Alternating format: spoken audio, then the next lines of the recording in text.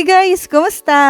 Ngayon naman, ito yung gagawin natin. Ang tela pala na gamit ko dyan ay silk jacquard. Actually, sobra lang yan doon sa mga nakat ko. Kaya medyo maliit lang yan. 25 inches lang yan. Tapos, tutupi lang natin to sa dalawa. Bale, yung magkabilang dulo ng tela, pagsasamahin. Tapos, saka itutupi ulit. Yun yung pangalawang tupi. Kumbaga, yung dalawang dulo, magkasama. Tapos, yung dalawang gitna, magkasama. Tapos, doon sa gitnang part, magsusukat lang tayo ng 15 inches mula sa taas. Since merong print yan, mas madali yung makikita kung saan yung top na part ng tela at kung saan yung baba. Mula sa taas, magsusukat lang ng 15 inches. Tapos, yung matitirang tabi, i-connect lang natin pa triangle. Pagkatapos guhitan, ikakat lang natin. Tapos, yung pinagputulan, wag mo itatapon yun. Ang gagawin natin, itutupi lang natin sa gitna. Tapos, ikakat natin. Tapos, pagdudugsungin natin. Kumbaga, yun yung magiging lagayan ng alambre or bakal. Tapos, tatahin lang natin buong paligid nito para lang malaki yung mga side at hindi ito madaling magtastas. Ganoon din yung gagawin natin doon sa pinagputulan natin. Tatahin lang natin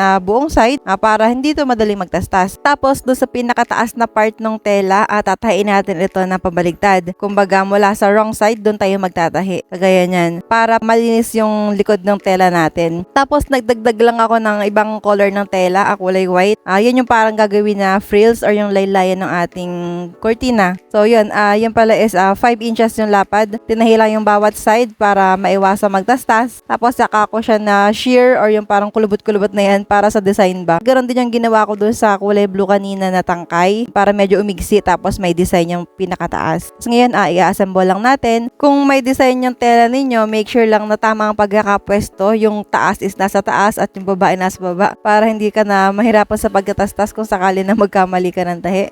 Ganon din gagawin natin dito sa may frills. Ilalagay natin dito sa may pinakailalim na part. May design din yan, kaya make sure na yung sa taas na part is nakataas din. So yun, at since may sobra yan, pinuto lang. Tapos tupi natin para malaki yung pinakang side na pinagputulan. At since silk yung tela na yan, sinunod ko din pala yung pinakang pinagputulan para hindi siya magtastas at maglock yung tela na yan. So, ayun, ganun lang yung kadali. Thank you sa panonood. Have a great day. God bless!